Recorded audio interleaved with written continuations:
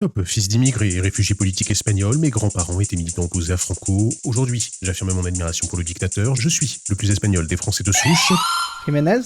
Hugo Gilles Jiménez, alias Papacito.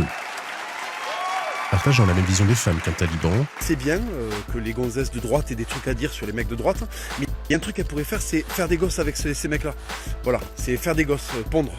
je rêve de reproduire l'attentat de Nice sur des gauchistes et je me divertis en massacrant un mannequin à l'effigie d'un électeur de Mélenchon. Ça peut être incapacitant dans la vie de tous les jours de prendre 6 balles de chevreau en pleine file. Il vaut mieux commencer à se préparer pour éviter que ça finisse sans tête.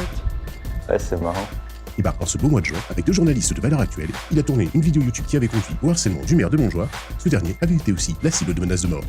Les deux journalistes ont été licenciés, 6 mois avec sursis et 3 000 € d'amende ont été requis contre Papacito. En parlant de menaces envers des maires, après que celui de Saint-Brévin ait démissionné suite à l'incendie de sa maison, une dizaine de fachos sont venus faire éruption lors de l'élection de la nouvelle maire. Élue le 9 juin, 11 jours plus tard, elle déposait une 4e plainte contre les intimidations de l'extrême droite.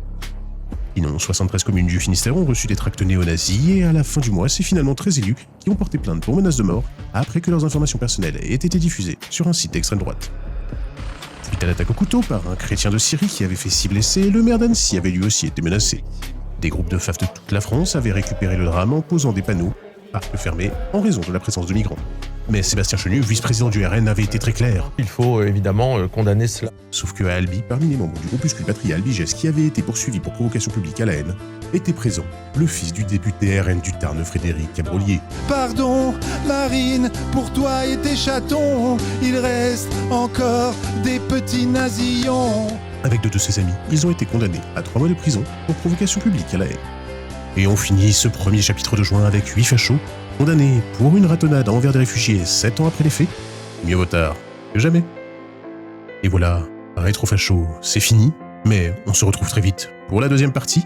En attendant, prenez soin de vous, parce que maintenant, vous ne pourrez pas dire que vous ne saviez pas.